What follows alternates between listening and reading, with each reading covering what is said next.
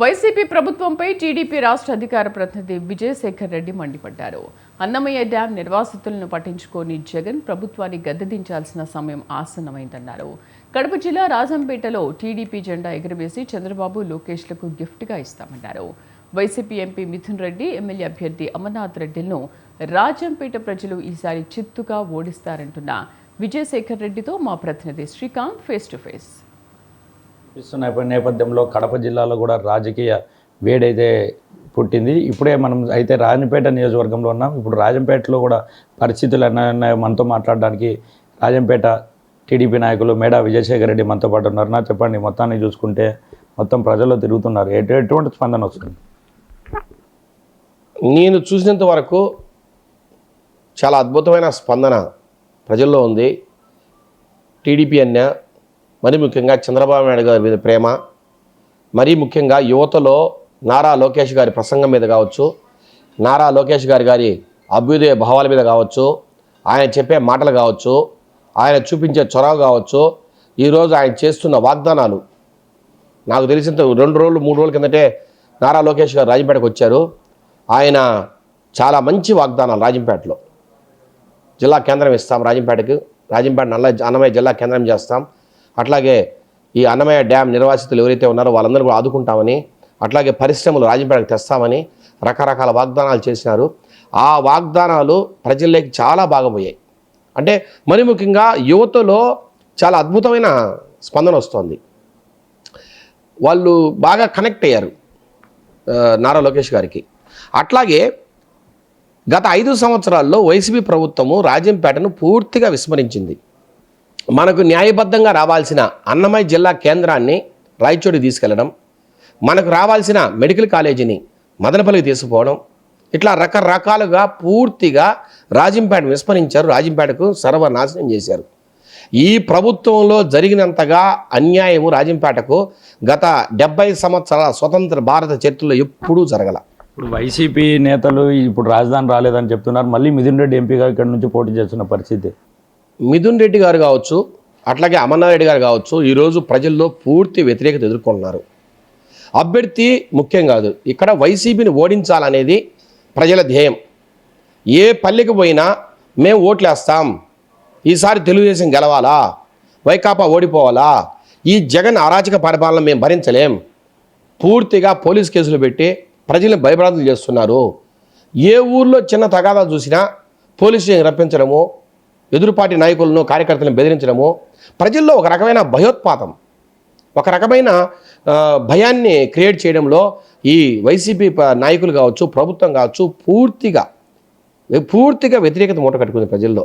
కాబట్టి ఇక్కడ వ్యక్తులు ముఖ్యం కాదు, వైసీపీ ప్రభుత్వాన్ని గద్దె దింపాలా, వారి తరపున ఎవరైతే పోటీ చేస్తున్నారో ఫ్యాన్ గుర్తు మీద వారిని పూర్తిగా పక్కకు పంపించాలా, వారికి ఓటేసే ప్రశ్నే లేదని లెవెల్లో మాట్లాడుతున్నారు. దీంట్లో మరీ ముఖ్యంగా ఏంటంటే అన్నమయ్య జిల్లా కేంద్రం రాజంపేటకు రాకుండా ఎంపీ గారే ముఖ్యంగా అడ్డుకున్నారు. ఆయన పుంగనూరు వాసి కాబట్టి ఈ జిల్లా కేంద్రాన్ని రాయచోటి తీసుకుపోయారు, మెడికల్ కాలేజీ మదనపల్లి తీసుకుపోయారు, రాజంపేటను సర్వనాశనం చేశారనే ఒక వ్యతిరేకత పూర్తిగా ప్రజల్లో, ఆ భావన పూర్తిగా ప్రజల్లో ఉంది. దానివల్ల రాజంపేట కావచ్చు, అట్లాగే కోడూరు ప్రాంతంలో, ఈ 2 ప్రాంతాల్లో పూర్తిగా మిథున్ రెడ్డి గారి మీద వ్యతిరేకత ఉంది. ఆ వ్యతిరేకతే రేపటి రోజుల్లో వేల సంఖ్యలో ఓట్లు ఆయనకు వ్యతిరేకంగా పడతాయని కూడా అనుకోవడంలో కూడా ఏమాత్రం సందేహం లేదు. అట్లాగే రాజంపేటకు అన్యాయం జరిగినప్పుడు, రాజంపేట జిల్లా కేంద్రం రానప్పుడు కానీ, మెడికల్ కాలేజ్ రానప్పుడు కానీ, ఈరోజు ఎవరైతే పోటీ చేస్తున్నారో అమర్నాథ్ గారు, ఆయన ఏనాడు ఒక్క మాట కూడా పెదవిపి మాట్లాడిన సందర్భాలు లేవు. ఒక్కరోజు కూడా మేము చేసిన ఉద్యమంలో కూర్చున్న దాఖలాలు లేవు. ఆ రోజు భీకర స్థాయిలో ఉద్యమం చేశాం. నేనే ఆ రోజు జేఏసీ చైర్మన్గా ఉన్న ఉద్యమానికి. ఆ రోజు జరిగిన ఉద్యమంలో కానీ, ఆ తర్వాత పరిణామాలు కానీ ఎక్కడ కూడా అమర్నాథ్ రెడ్డి గారి పాత్ర కానీ, అమర్నాథ్ కనీసం ఖండించలేదు. సంక్షేమ పథకాల అమలు వీలు కాదని చెప్పేసి కూడా సీఎం చెప్తున్న పరిస్థితి, దానిపైన మీరేమంటారు? ఒకప్పుడు 2019లో నవరత్నాల పేరుతో జగన్మోహన్ రెడ్డి గారు ఈ సంక్షేమ పథకాలను ప్రవేశపెట్టినప్పుడు కూడా కొంతమంది అన్నారు ఇది వీలు కాదేమో అని. మరి ఆయన చేశాడు కదా. సరే, మేము అందరం ఏమనుకున్నాం, ఆ రోజు ఆదాయాన్ని పెంచుకుంటూ, రాష్ట్ర ఆదాయాన్ని పెంచుకుంటూ, ఆ ఆదాయంతో ఈ సంక్షేమ పథకాలకు డబ్బులు ఇస్తారనుకున్నాం. కానీ ఆయన ఎక్కువ ఆ అప్పుల మీద ఆధారపడి సంక్షేమ పథకాలను డబ్బులు పంపించాడు జనాలకి. అది పెద్ద తప్పు అది. కానీ ఈరోజు మేమేమనుకుంటామంటే చంద్రబాబు నాయుడు గారు ఇచ్చిన సంక్షేమ పథకాలన్నీ అమలు చేస్తారు. ఈరోజు ల్యాండ్ టైటిలింగ్ యాక్ట్, ఈరోజు కొంతమంది చెప్తున్నది ఏంటంటే పూర్తిగా ల్యాండ్కి సంబంధించిన టైటిల్ డీడ్స్ ఏదైతే ఉన్నాయో పేపర్లన్నీ కూడా ఈరోజు గవర్నమెంట్ దగ్గర ఉంచుకొని ఒక జిరాక్స్ పేపరు రైతుకి ఇస్తే ఆ రైతు తనదని చెప్పుకునే ఒక సాహసం కూడా చేయలేని పరిస్థితి. రెండవది కోర్టులు, సివిల్ కోర్టులు కాకుండా ఒక ఐఏఎస్ ఆఫీసర్ని ట్రిబ్యునల్ పెట్టి ఆ ట్రిబ్యునల్ ద్వారా ఐఏఎస్ ఆఫీసర్ని పెట్టి ఈ పంచాయతీలు చేసుకుంటూ పోతే రేపొద్దున ఏ ఐఏఎస్ ఆఫీసర్ ఎవరితో ఉంటాడు? ఆ గవర్నమెంట్కే ఉంటాడు. గవర్నమెంట్ ఎవరిది? ఒక పార్టీకి సంబంధించింది. ప్రజలకు సంబంధించిన గవర్నమెంట్ నడవట్లే. ఇప్పుడు కేవలం పార్టీకి సంబంధించిన గవర్నమెంట్లు ఉన్నాయి కాబట్టే ఈరోజు ఐఏఎస్ ఆఫీసర్లను కూడా ప్రజలు నమ్మట్లే.